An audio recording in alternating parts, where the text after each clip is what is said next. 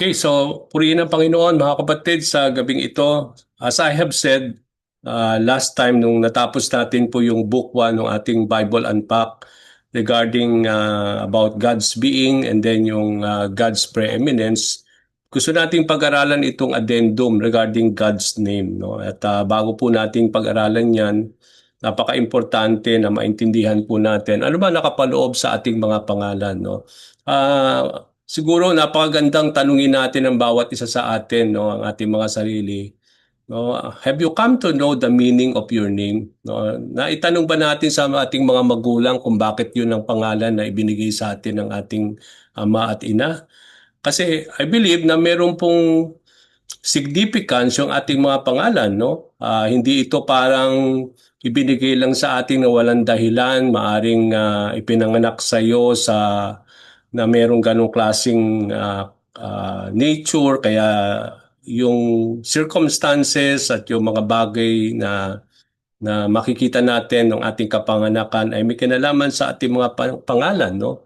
Kaya napaka-importante po na malaman natin ano ba yung significance at ang kahulugan ng ating mga pangalan. Ngayon, kung i-refer ko po sa sarili ko, no, ang tunay na pangalan ko ay Nicomedes, no? At kung mapapansin ninyo, yung combination ng aking pangalan is the combination ng pangalan ng aking ama at ng aking ina. O, yung ko, yun yung Conrado kasi yung aking pangalan ng aking ama. Tapos yung Medes, it is Mercedes. No? Kaya pinagduktong nila yon and kaya they come up with the name of Nicomedes. Okay, so sa aming mga magkakapatid, no, alphabetical yung aming pong mga pangalan. No? Kaya yung panganay namin M, tapos N yung sumunod, tapos yung sumunod sa akin O, Olivia, tapos yung sumunod sa kanya is P, yung Paz.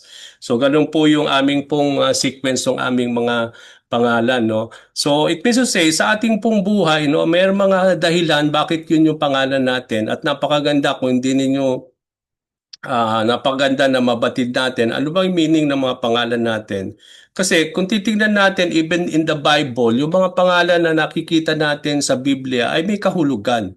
At kung pag-aaralan natin yung mga pangalan na yan, lalo na yung patungkol sa pangalan ng Panginoon, may sinasabi ang Diyos patungkol sa kanyang pangalan. No? So in biblical times, sabi nga natin dito sa ating lesson, a person's name represented or embodied their whole being or their whole person. Ibig sabihin, nire-represent niya yung kanyang sarili. No? Kaya pag sinabi natin ganung pangalan, alam mo na kagad kung sino yun. No? Nire-represent niya kasi yung pangalan na yon.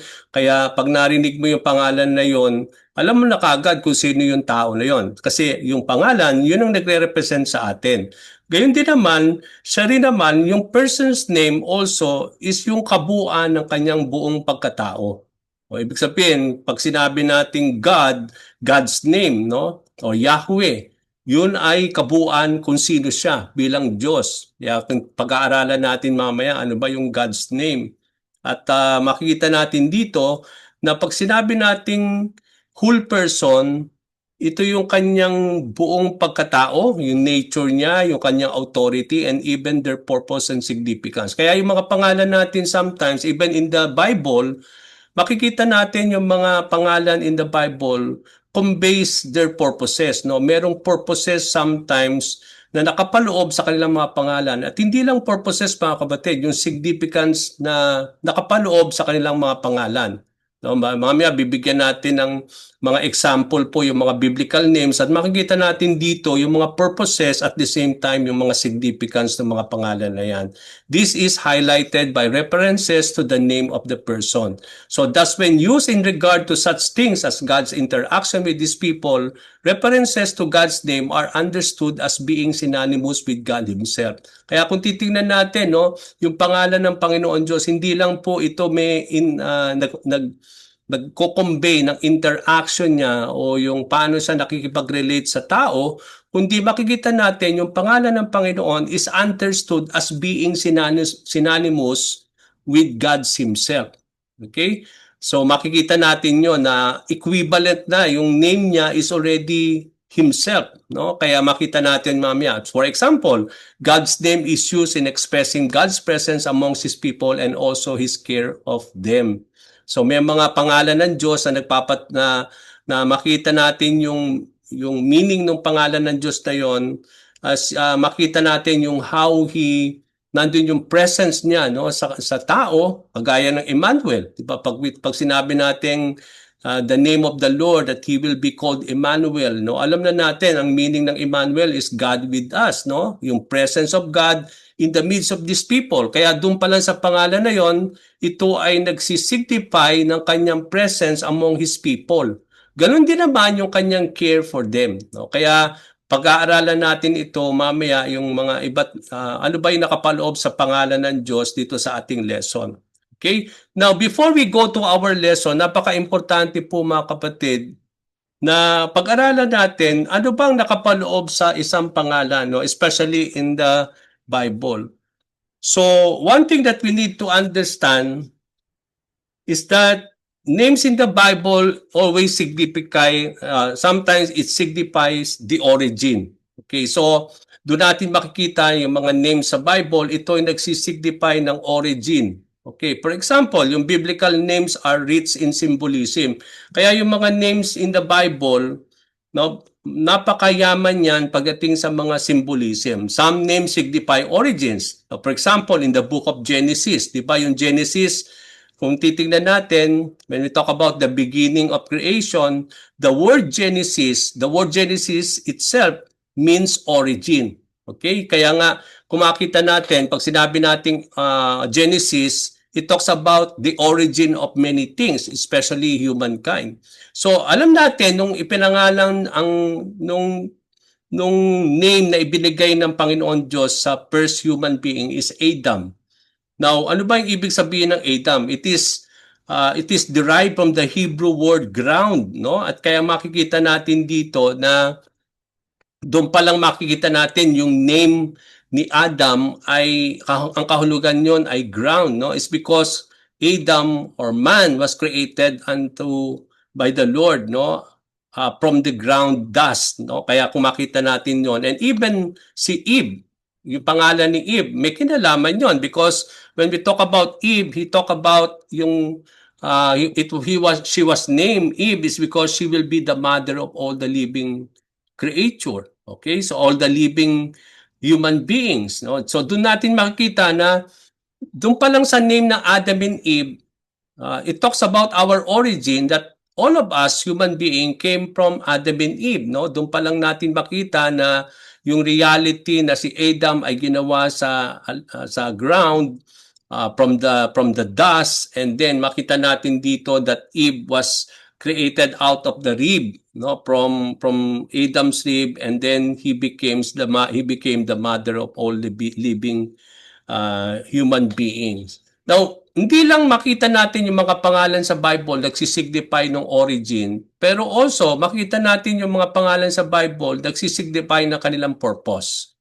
Okay, so makita natin yung mga Bible names, no? For example, si Simon, no? Si Simon, before he was renamed by the Lord Peter, alam natin ang pangalan ni Peter that noon ay before he was called by Jesus Christ is that ang pangalan niya ay Simon, no? At ang meaning ng Simon, kung pag-aaralan natin, the one who hears or the one who obeys. So doon pa lang sa pangalan ni Simon, no, nung tinawag siya ng Panginoon that come and I will make you fishers of men, di ba?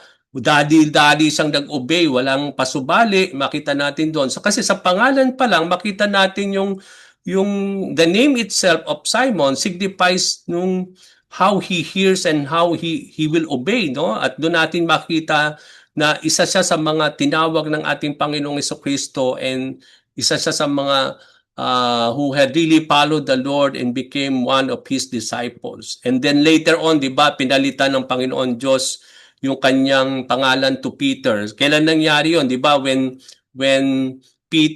Simon acknowledged, no? Di ba sinabi ng Panginoon, tinanong niya yung kanyang mga disciples, who do you think I am, no? Sabi nga, si Peter ang nagsalita that you are the Son of the living God, no? 'Di ba? Sabi nga doon, no, blessed are you, Simon Peter, no, that the Lord, that God revealed it to you, no. Kaya doon natin makita na pinalitan niya yung pangalan ni Simon ng Peter, no, that meaning rock, no. At sabi nga ng Panginoon that upon this rock I will build his church in Matthew 16:18. The name of Christ himself is also full of symbolism, no. Yung name ni Jesus Christ, no, kung titingnan natin sa Hebrew, Yeshua. No, yung makita natin sa Hebrew, yung Yeshua, yung meaning itself is Savior or Deliverer, no? God saves ang ibig sabihin noon. So pangalan pa lang ni Jesus, makikita natin yung purpose niya. Kaya makita natin doon sa Matthew 1:18, remember nung gustong i-divorce ni Joseph si Mary, dahil he was a righteous man, ayaw niyang mapunta sa disgrace si Mary, kaya gusto niyang i-silent divorce si Mary nung nalaman niya na buntis nga si Mary at that time. But then makita natin yung anghel, nagpakita yung anghel kay Joseph, na sabi niya that you need to take Mary as your wife. Sinabi niya doon na yung kanyang yung bata sa sinapupunan niya is by the Holy Spirit. At sabi doon, and you have to name him Jesus, sabi because sabi doon ng anghel, because he will save his people from their sins. So doon natin makita na why nung pinanganak yung anak ni Mary, bakit hindi pangalan ng ibinigay para sa kanya? Kasi alam natin from the name itself, kaya sabi nung angel, no, you have to call him Jesus because he will save his people from their sin. Doon pa lang sa pangalan, makikita natin yung purpose. Bakit ang pangalan ng ating Panginoon ay Jesus is because doon pa lang sa pangalan na yon, makikita natin that he will be the Savior of the whole world, no? Because he will save his people from their sin. So, makikita natin may mga pangalan na nagsisignify ng origin, kagaya ni Adam and Eve. Meron ding mga pangalan na nagsisignify ng purpose, no? Kagaya ni Peter, tapos iba nakita natin si Saul nung bago siyang hindi pa siya tinawag ni Jesus Christ, no? Dati he is a Pharisee, tinutugis niya yung mga Kristiyano, but then makita natin on the way to the road in Damascus nung nagpakita ang Panginoon sa kanya, no? And then nakita natin dito that his name was changed by the Lord into Paul because he will become an apostle to the Gentile nation, no? So nakita natin na pinapalitan ng Panginoon ang pangalan ng isang tao according to the purpose of his calling. Okay, doon natin nakita yon even in the life of Paul. Now also, hindi lang ito nagsisignify ng purposes. Yung mga names sa Bible can describe a person's characteristic or yung circumstances na may kinalaman sa kanilang kapanganakan. Doon natin makita di ba natatandaan natin when God told Abraham nung mga panahon na yon as he is already 100 years old at yung kanyang asawa na si Sarai, no, is already 90 years old, will give birth to a son, and Abraham and Sarah laughed, no, di ba?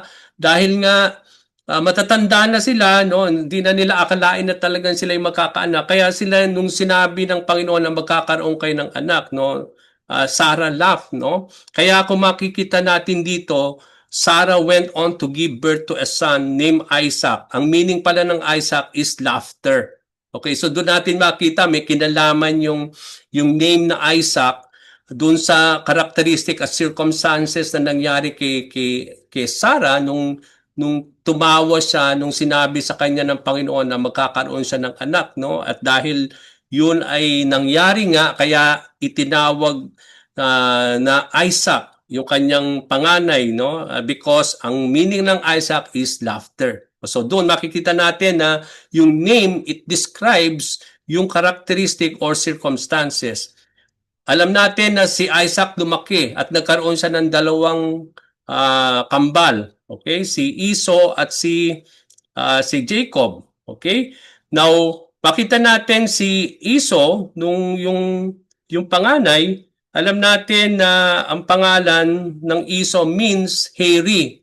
Okay, kasi nga nung lumabas si Esau nung sanggol siya, nung balbon siya, no, very hairy siya, no, kaya nga tinawag siyang Esau is because of his characteristic kasi very hairy siya, no? At during the time when he was at birth. Ganun din naman si Jacob, yung kanyang twin brother, no? When he was ayaw niyang yung para bang gustong mauna ni Jacob kay Esau, no? Kaya hinahatak niya yung heel ng kanyang kapatid.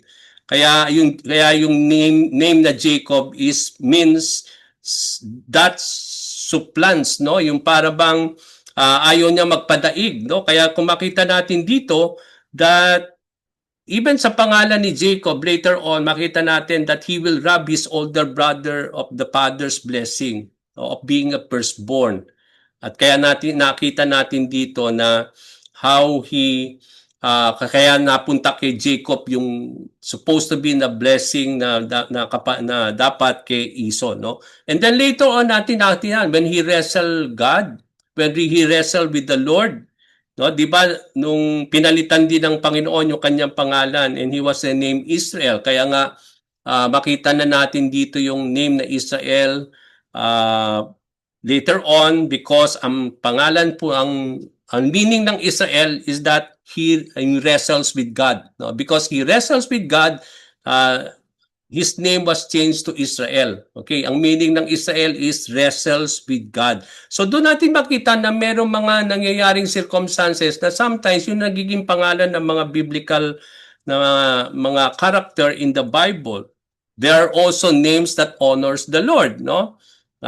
Meron ding mga names na patungkol that it is a gift from God, no? For example, yung mga name na Jonathan, mga name na Matthew, mga Matthias, no? Mateo, Nathaniel, and Tudor, ang meaning daw ng mga names na ito are gift from God, no? Ganun din naman when we talk about God is with us, yung kapag na may mga pangalan tayo makikita na mga tao na Emmanuel ang kanilang pangalan, yung Emmanuel, may Manuel, di ba?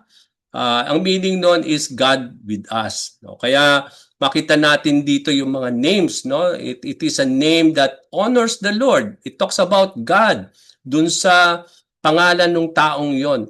Now, marami tayong makita ng mga biblical names in the Bible na may mga meanings. For example, si Daniel. Alam natin na si Prophet Daniel.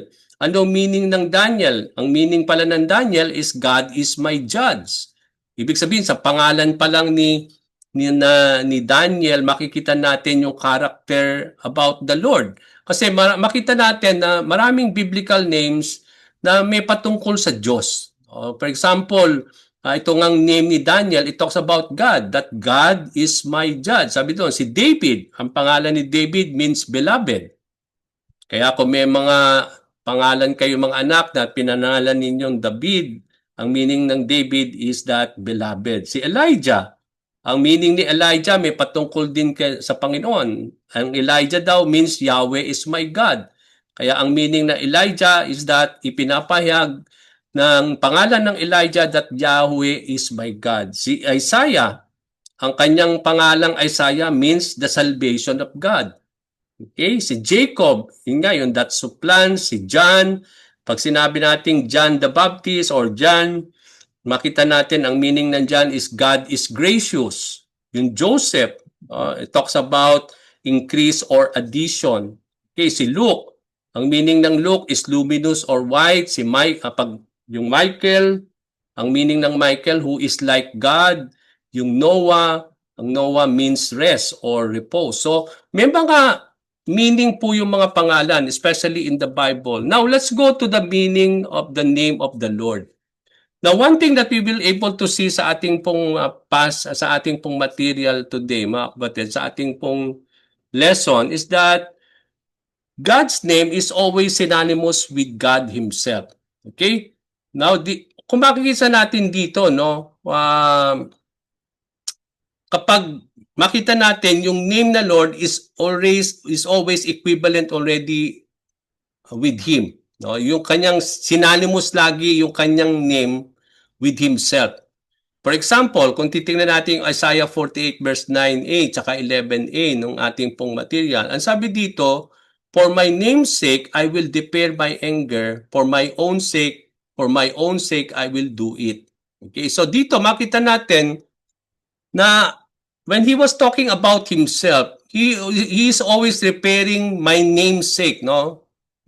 For my namesake.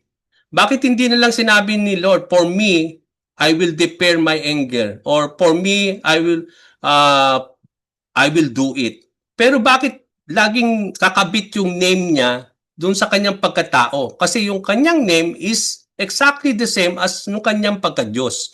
Okay, kaya nga, for my name's sake, no? Kaya nga, kung papalitan natin yon, for me, I will prepare, no? I will prepare my anger. Yung para bang, because He is God, He can prepare His anger, and because He is God, He can do it. So dito natin makita, ang sabi dito, here and in the following verse, God's name is shown to be synonymous with God Himself by the same or similar things being done in regard to God and also to His name. Okay, so ibig sabihin, kung ganun yung ginagawa ng Diyos, ganun din ang sometimes ang nire-refer niya sa kanyang pangalan. Okay, kaya nga doon natin makita, no, His name, the name of God is always synonymous to God Himself. Okay, example, one also good example is itong Psalm 18 verse 49. Ang sabi dito, for this I will praise you, O Lord, among the nations, sing to your name. Okay? So dito, makita natin dito, no? Bakit we have to sing to the name of the Lord? Pwede naman nating sabihin na we can sing to the Lord. Pero bakit sing to the name of the Lord? So, because the name of the Lord is also equivalent to Him as being the Lord, no? Kaya dito makita natin kay David, sabi niya, for this I will praise you, O Lord, among the nations, and sing. It means to say, he is praising God but also singing to His name. So bakit hindi na lang he is singing to the Lord? Bakit sabi doon singing to His name? So ibig sabihin, when we praise the Lord, it is the same thing that we praise His name. Kaya nga may mga songs tayo, lyrics that we are praising God but also we are praising His name because His name is already equivalent to His being God Himself. Synonymous yon. Okay, kasi makita natin yung name is the embodiment of the person. Kaya pag sinabi natin Yahweh, alam na natin siya yung Diyos. So I will praise you Yahweh, no? Or I will praise you God. Ibig sabihin, parehas lang yon. I will praise you Jesus and I will praise you Lord. Parehas lang yon. Kasi the name of the Lord is also the embodiment of who He is. Kaya makita natin dito, the name of the Lord is equivalent always to Himself. Kaya may mapansin tayo sa mga Bible, why we always makikita natin na may kakabit lagi yung name of the Lord instead of just referring Him Lord. Because His name is always synonymous to Himself. Okay, so doon natin makita. So God's name is synonymous with His presence. Hindi lang synonymous yon sa kanyang pagka-Diyos, kung sino siya, pero yung pangalan ng Panginoon is always synonymous with His presence. Tingnan niyo po sa 1 Kings 9:3. Sabi dito, and the Lord said to him, when the Lord was talking to Solomon, itong sinabi ng Panginoon kay Solomon. Sabi niya, I have heard your prayer and your plea, which you have made before me. I have consecrated this house that you have built by putting my name there forever. My eyes and my heart will be there for all time. Matandaan dito, itong 1 Kings 9:3, ito yung mga panahon that Solomon was dedicating the temple that he built for the Lord. At nung dinededicate na yung templo na ginawa niya sa ating Panginoon Diyos, nanalangin siya sa Panginoon Diyos that his presence will be upon the temple. Okay, yung kanyang presensya ng Panginoon Diyos ay manahan sa templo. Ngayon, kung makikita natin dito sa sagot ng Panginoon sa prayer ni Solomon, ang sabi niya, I have heard your prayer and your plea, which you have made before me. Narinig daw ng Diyos yung kanyang panalangin na kanyang ginawa before the Lord. At sabi dito, I have consecrated this house. Kinonsecrate daw niya itong templo na yun na kanyang tinayo by putting my name there forever. No, it means to say, yung God's name is already synonymous in His presence. No? My eyes and my heart will be there for all times. Note that the house refers to the temple that Solomon had built for God. So it means to say, Bakit hindi na sinabi ng Panginoon that my presence will always be there forever? Pero sinabi doon, I will put my name there forever. But hindi sinabi ni Lord, I will put my presence there forever. My eyes and my heart will be there for all the time. So, pwede naman sabihin ni Lord yun. Pero ba't ginamit niya yung name niya? I will put my name there forever, which is equivalent that my presence will be there forever. So, yung name niya at yung kanyang presence is synonymous. Okay? Makita natin yon that I will put my name there forever is also equivalent that I will put my presence there forever. So, it means to say, yung name ni Lord is always synonymous, it's always equal with His presence. Not only it is equivalent to who He is as being God, but also it also signifies His presence. Okay? Kaya nga sabi nga natin kanina, no, that He is Emmanuel, the God that is with us. It means to say that when we say that He will always be our Emmanuel, the God with us, it talks about that name conveys His presence in us, that He is dwelling in us. Kaya nga, pag sinabi natin, Emmanuel is with me, ibig sabihin, sinasabi mo, the presence of God or the dwelling presence of God is with me, because the meaning of Emmanuel is that God is with us. Okay, so doon natin makita, because the name of God signifies always, is synonymous always with His dwelling presence. Okay? Number 3, makita natin yung the name of God, o God's name is synonymous with God in helping His people. May kinalaman lagi sa mga ginagawa niya, lalo na higit sa lahat sa mga pagtulong niya sa tao. Okay, so sabi po sa Psalm 20 verse 1, may the Lord answer you in the day of trouble, may the name of God of Jacob protect you. Pwede naman sabihin may the God of Jacob protect you. Pero ba sabi doon, may the name of the God of Jacob protect you. It means to say, even the name of God can protect us. Equivalent yon that God can protect us. So doon natin makita na yung name niya is synonymous of when it comes to God in helping His people. Kasi pwede naman sabihin ng psalmist that may God of Jacob protect you. May the Lord answer you in the day of trouble. May the God of Jacob protect you. Pero bakit sinabi ng psalmist, may the name of the God of Jacob protect you? So, yung God and the name of God is equivalent. It is always synonymous. Okay? It means to say God can protect you, but also the name of God also can protect you, because His name is also His being as being God Himself. So, equivalent yon. Yung synonymous lagi yon with God when it comes to His name. If God can protect you, also His name also can protect you. Kaya kung mapapansin natin, no, di ba kapag tayo po, alam natin that Jesus Christ can protect us. Di ba kapag tayo po yung parang in danger, laging sinasabi natin, in Jesus' name, in the name of the Lord. Di ba? Laging pinabangkit natin. It's because the name of the Lord can protect us also, which is equivalent that God can protect us. So kung binabangkit natin yung pangalan ni Jesus Christ, because the name of God can protect us. Kaya mapansin natin yon that the name of God is synonymous also with God in helping His people. Not only it is synonymous with His presence, synonymous with God Himself, but also synonymous when it comes to the things that the Lord is doing with His people. Okay? Now, another thing that we need to understand is that sabi nga natin, You want to grill?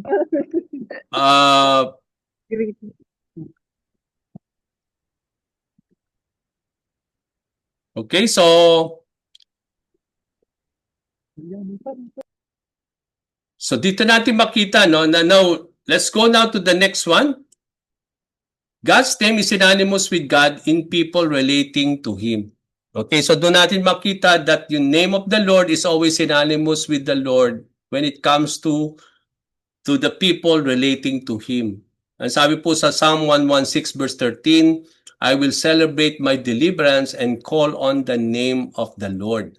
Okay? So dito, yung psalmist, nagse-celebrate siya regarding the deliverance of the Lord. And then because God is our deliverer, so doon natin makita that He will call on the Lord. Bakit hindi niya lang sinabi that I will celebrate my deliverer and call on the Lord? Pero bakit call on the name of the Lord? So doon natin makita yung name niya is always synonymous with God when it comes to relating to His people. That alam natin that God is relating to us as being our deliverer. No, there is always the deliverance of God. So if God can deliver, even His name can deliver. No, doon natin makita yon, no? Even kanina nakita natin, if God can help, even the name of the Lord can also if God can protect, then even the name of the Lord can protect. Ganun din naman when it comes to the name of the Lord, when it comes to Him as God, God can, sabi nga natin, God can deliver, but also the name of the Lord can deliver. Because the name of God is synonymous with God, especially in relating to the people, no, of who He is. For example, He is our deliverer, our provider. So, doon natin makita na synonymous lagi yung name of God when it comes to Him as being God. Another thing when we talk about the name of God is that God's name is correlated with His authority and power. It is always correlated. May kinalaman lagi when it comes to His authority, may kinalaman lagi yon when it comes to His power. Sabi po ni Daniel when he was talking to God, we have not listened to your servants, the prophets, sabi doon, who spoke in your name to our kings, our rulers, and our ancestors, and our whole nation. So dito, when we talk about God, no? Sabi doon ni Daniel na hindi sila nakinig sa mga servants, no? Yung mga servants ni Lord, yung mga prophets, that these prophets spoke in your name. That these prophets spoke in your name to the kings, to mga rulers, mga ancestors, and to the whole nation. Doon natin makita na even the prophets who were servants of the Lord, they always spoke the name of God to the kings, no? And we believe that makita natin dito that it is the name of God is always correlated when it comes to His authority and power. No, kaya nga sabi din ni John, sabi dito ni John when he was referring to Jesus, the deeds, sabi doon, no? Makita natin dito that sabi ni Jesus Christ sa John 10:25b, the deeds I do in my Father's name testify about me. Okay, yung mga ginagawa daw niya, the deeds I do in my Father's name testify about me. It means to say, Jesus performed His miracles in the name of His Father by the authority and the power of God. Okay, so nandun yung we talk about that He was referring to the name of the Father, and the name of the Father is always correlated to His authority and power. Kaya bakit hindi na lang sinabi ni Lord dito, the deeds I do is in my Father's authority and power testify about me. Pero sinabi niya that the deeds I do in my Father's name, no? Yung Father's name na yon conveys, it correlates to the Father's authority and to His power. To natin makita. Okay, so merong kinalaman yung name of the Lord always talks about the authority and the power of God. Okay? Now, when we talk about the name of God, God's name is holy. Sabi doon, God all-powerful has done great things for me and His name is holy. Kaya nga sabi doon, one of the 10 commandments, no, do not use the name of the Lord in vain, no? Kaya because the name of the Lord is holy, no, it can we need to revere the name of the Lord. Kaya we don't use the name of God, no, na hindi na ayon po sa paggamit noon. Kaya kung makita natin dito, because the name of God is holy. If God is holy, then the name of God is also holy. Hindi natin pwedeng pong para bang use the name of the Lord, no? in an unworthy manner. No? Because if God is holy, then yung name niya is always the embodiment of who He is. Kaya nga hindi natin pwedeng sabihin natin God is holy pero yung name niya is not holy. No. If God is holy, His name also is holy. Kaya napaka-importante yun because His name is the embodiment of who He is as being God. Kaya kung tinuturing nating banal ang Diyos, then ituring din natin ang pangalan ng Diyos as being banal also. Kaya hindi natin ito ginagamit ng hindi maayos. We need to revere the name of the Lord. Kaya nga, hallowed be your name. Sabi doon, di ba? Our Father in heaven, hallowed be your name. So makita natin dito. So the name of the Lord is not only holy, mga kapatid, but also the name of the Lord is great. If God is great, then His name will always be great. Natatandaan ninyo yung first lesson natin about God's preeminence, that when we talk about the preeminence of God, that He is a great God. It talks about His greatness. And so, if God is great, then it is synonymous to His name. If God is great, then His name is also great. Sabi po sa Psalm 93, verse 99, verse 3a, let them praise your great and awesome name. Bakit hindi na sinabi, let them praise you? No? For you are great and awesome. Pero ba't sinabi dito, let them praise your great and awesome name? Because His name is also worthy to be adored, no? It is worthy to be praised. Kaya nga lagi natin sinabi that we praise your name. We always praise the name of the Lord. Not only we praise God, but also we praise the name of God. Kaya doon natin makita deep in the psalmist, he always praised the greatness and the awesomeness of God's name. Okay? Because His name is always equivalent and synonymous to Him as being God. So kaya nga doon natin makita. So another thing that we need to understand about the name of the Lord is that God's name is glorious and exalted. If God is glorious and exalted, then His name is also glorious and exalted. Because name of the Lord is always synonymous to Himself. Okay? Nehemiah 9, 5b, may you be blessed, O Lord, our God, from age to age. May your glorious name be blessed. May it be lifted up above all blessings and praise. No? Bakit hindi na lang sinabi ni Nehemiah, no? May you be blessed and may you be lifted up above all the blessings and above all blessings and praise. Pero binanggit dito, hindi yun eh. Binanggit dito, may your glorious name be blessed. Pwede namang may you be blessed. No? May you be lifted up above all blessings and praise. Pero sabi doon, may your glorious name be blessed. May it be lifted up and above all blessings and praise. God can be, sabi doon, may God can be blessed, no? We can bless the Lord, we can lift Him up, and we can lift Him above all blessings and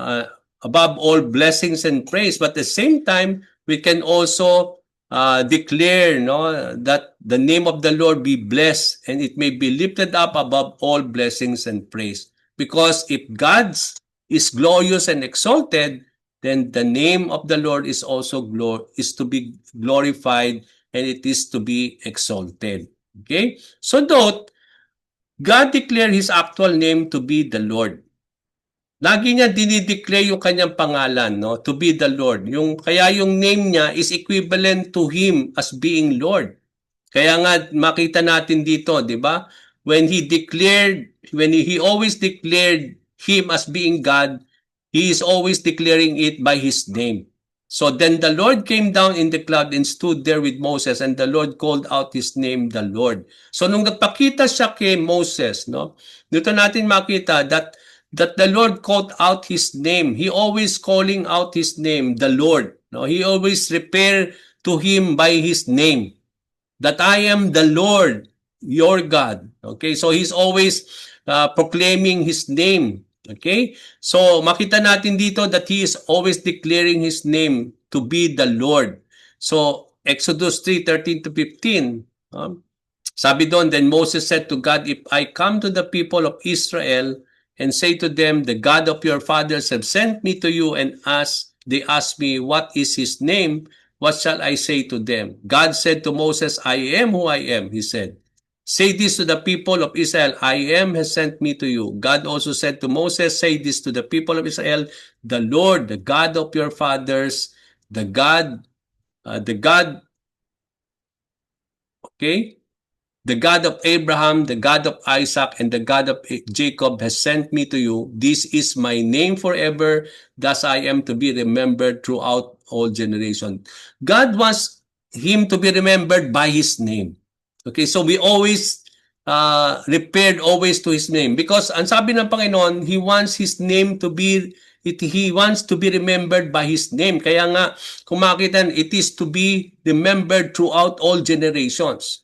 And that's why he is declaring his name that I am who I am. I am the Lord thy God, sabi doon.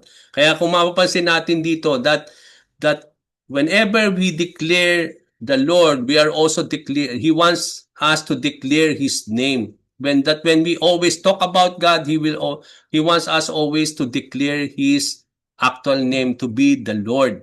Okay, so yun nga yung I am who I am. Yun nga yung Hebrew word na Yahweh, no? Yung I am who I am. So makita natin dito that this God who is I am and who I am, who is the great I am, is the God of Abraham, the God of Isaac, and the God of Jacob. And that is his name forever. And thus I am to be remembered throughout all generations. So yung Lord, kung makita natin, can be derived from I am. Doon natin makita na yung I am is also equivalent to the Lord. For the actual Hebrew that is rendered as Lord is Yahweh, most likely pronounced Yahweh, and it is derived from the word haya, to be, no? To which I am is also related. Note that I am who I am may well have the sense I will be who I will be. Yung para bang I will be who I will be. No? Yun yung ibig sabihin nun eh. Yung kung sino siya, ako ay magiging kung ako. No? Yun yung sinasabi niya. Yun yung name niya. Kung sino siya, yun yung name niya. No? I am. Because there is no one who gave name to God. Tayo, kung mapapansin natin, meron tayong mga pangalan, pero yung mga pangalan natin, hindi tayo ang nagbigay nun sa sarili natin. Merong nagbigay sa atin ng pangalan, yun yung mga magulang natin. But when it comes to God, there's no one who gave him this name, no? Kaya, ano yung magiging pangalan niya? His name will always be who he is. I am who I am. Kaya wala siyang pangalan. Kaya yung pangalan niya, I am who I am. Kung sino siya, ay siya raw daw yun. Kasi walang nagbigay sa kanyang pangalan. There is no one who gave him that name. And to repair himself, he always repair him as being I am. And I am means the Lord. Kaya nga kaya kung mapapansin ninyo lagi sa Old Testament writings, no, that he will always reveal himself as the Lord. I am the Lord, the God of Abraham, Isaac, and Jacob. No? I am the Lord your God, sabi doon. That he is always preparing himself as the Lord. I am who I am. Kaya sabi doon. And mapapansin natin dito that he always prepare himself by his name. And it is by that name that he wants to be remembered throughout all generations. Kaya nga, we always, sabi natin dito na when we talk about the name of the Lord, God wants his name to be declared always as being the Lord. Okay? So doon natin makita na when we always use the name of God, it is always synonymous of who he is as being God. No? Kaya doon natin makikita lagi. No? When we talk about, 'di ba, yung meron tayong that God is our provider, no? We talk about Jehovah Rapha, Jehovah Nisi, 'di ba? It talks about God, no, of who he is. And Jehovah Shalom, 'di ba? That God is the God of peace, no? God is our peace, 'di ba? So when we talk about that, it talks about his name and it declares of who he is. If God is the God of peace, then his name will always be. It talks about also that his name conveys also that kind of peace, because kung sino siya, yun din naman ang it is always being referred also to his name. Okay? So, let's go to the question before we end. Ang sabi dito, sa ating pong lesson, no, what is the significance of one's name in the Bible? Makita natin yung significance noon, yung mga kahalagahan ng mga names sa Bible. Sabi nga natin kanina, yung mga names na yan nagko-convey ng origin, no? Make significance po yung mga pangalan sa Bible. Hindi lang yun aksidente na inilagay yon na ganun ang kanilang mga pangalan. Kasi yung significance ng mga pangalan sa Bible, ito po ay may kinalaman sa patungkol sa Diyos. Yun ay sabi nga na Yahweh saves, God is my salvation, di ba? At yun yung mga meaning ng mga names sa Bible, no? Una, significant yung mga name na yun kasi may patungkol yun sa Panginoon Diyos. Significant yung mga pangalan na yun sa Bible because it describes yung kanilang mga character, yung nature nila, yung mga circumstances kung nung sila'y pinanganak, no? Kaya may significance yun lagi. It talks about yung origin, yung mga name na yan nagko-convey ng mga purposes, no? Yung mga bagay patungkol sa kanilang buhay, no? Kaya makita natin dito, no? So it is always significant, no, when it comes to the names in the Bible. Pangalawa, what is meant by the expression call on the name of the Lord in Psalm 116 verse 13? No, makita natin yung what does it meant, no? To call on the name of the Lord, because calling the name of the Lord is also equivalent to calling on the Lord. Yun po natin makikita yung Psalm 116 kanina, no? Kung babalikan natin uli yung Psalm 116, sabi doon, the name is synonymous with God in relating to Himself. Kaya kung mapapansin natin, when you call unto the Lord, it is equivalent that you are calling also on His name. That calling on the Lord is also calling on the name of the Lord. It is always equivalent. It is always synonymous. That when we call to the Lord, it is also you are calling on His name. Kaya nga, we use the name of the Lord when we call on His name. We always, sabi nga natin, we call on to the name of the Lord. No? Hindi lang that we are calling to the Lord, but also we are calling to the name of the Lord. And then sa last na question natin, sabi doon, as best as you can explain God's reply to Moses' question regarding his name. So doon natin makita na yung reply ni God, no, to Moses' question that what is the name that I will convey to the people when they ask me, who is this God who sent you? At yun nga yung makita natin dito, God used the name Yahweh, no, yung I am who I am. Dahil wala nga siyang name, yung meaning ng Yahweh is that I am who I am. I am referring to Himself, no? Dahil wala nga siyang name, and He's referring to Himself as being I am. Kaya yun yung makita natin na binigay ng Panginoon, and that I am is equivalent to the Lord, no? Yung Lord is Yahweh. Lord is Yahweh. Yun yung sinasabi natin. Kaya in those times, because of the holiness of that name, hindi nila binabanggit yung Yahweh in those times, no? But they always use Lord, no? Noong mga panahon na yon, to talk about the name of God because it is a holy name ng mga panahon. Kaya yung mga Hudyo, they don't use that name, okay? But they always refer God as being the Lord. Okay, so yun yung makita natin.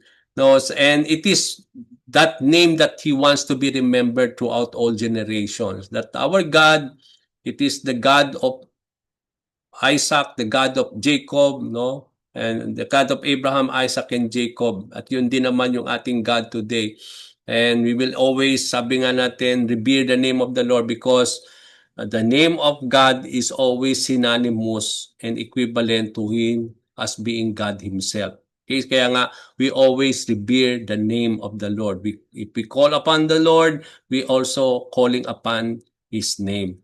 Okay, so because when we call on His name, we are also calling upon Him because He wants to be remembered by His name. Okay, so dun po natin, no? We will end on this. Let me stop sharing this and then we will end in prayer. Can we all bow ourselves and let us pray? Father in heaven, so let me just first